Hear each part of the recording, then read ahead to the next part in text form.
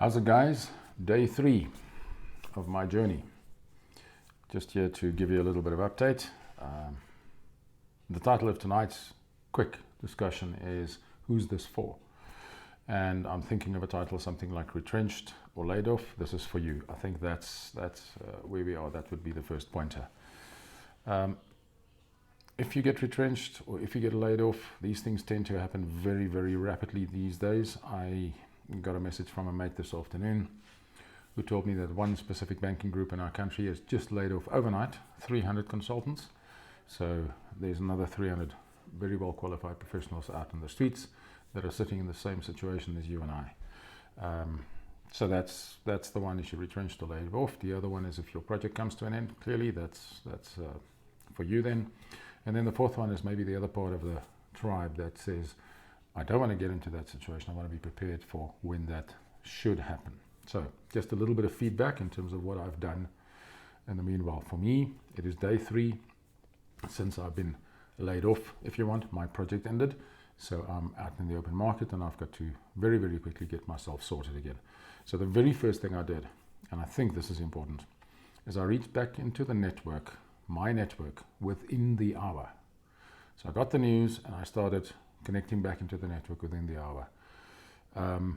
That resulted in 3 meetings already. It's only day 3. I've had 3 meetings already.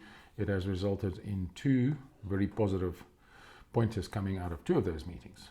So as a matter of fact, today I submitted the CV for the final proposal and so forth. So one of those 2, the proposal is in. We'll have a discussion later next week. So that one is looking really cool. The other one as well, I'm expecting to get some news tomorrow or by the latest on Monday.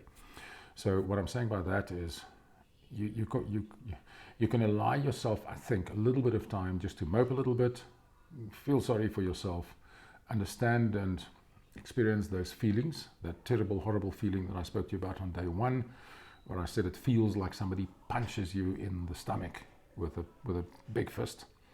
It's that kind of a gut-wrenching feeling you get. So allow yourself to have that for a bit. I did that on day 1. I'll be very honest with you, I felt that.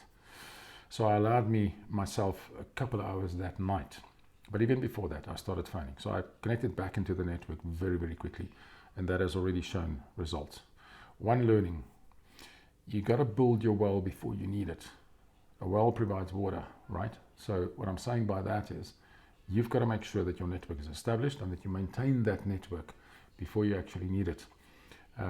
Again, I'm the last one to say this because I'm not that good at it. I'm not that active in my network. Okay, and I think many of us have got that challenge. We get so focused in delivery in the job that we do because we want to do that to our damn best ability, and that's what we focus on, right? So you're churning and you're doing your thing and you're delivering.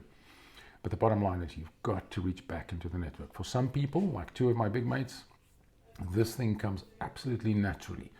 They are what is referred to as connectors, right? They talk to people all the time. They connect to their network. They talk to everybody. If you phone any one of them for whatever request it is, they'll be able to tell you, I don't know that, but I know a guy. I know this guy that knows that.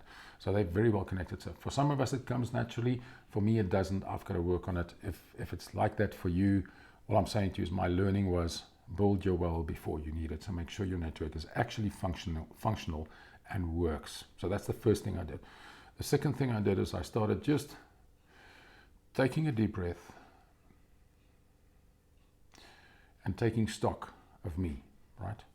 So who am I? What have I got to offer? What are my skills? What is my experience and background? How can I now get creative again and start packaging those things into something that I can monetize? Monetization shouldn't be the first driver. For me, the first driver is how can I use my abilities, my experience, my background to help others? There's a saying, I can't remember who said it. I think it was Zig Ziglar. He said, the more people you help get what they want, the better and the faster you will get what you want. For me, that's really the driver and the purpose. But bottom line is we all need to live. We all need money to function in this system of ours. So that is most definitely a driver. So the first thing I did is restart into the network. The second one is I took inventory of myself. The third one that I'm currently busy with, remember this is day 3, is I'm now, based on those assets, if you want, that I've got, those things I've got that I can offer. I'm now building options based on that. I'm now sitting at option number 9. Mate of mine challenged me and said, no, that's not good enough. You've got to go do at least 30 of them. So I'm working through that, and in the next couple of days, it's almost a weekend.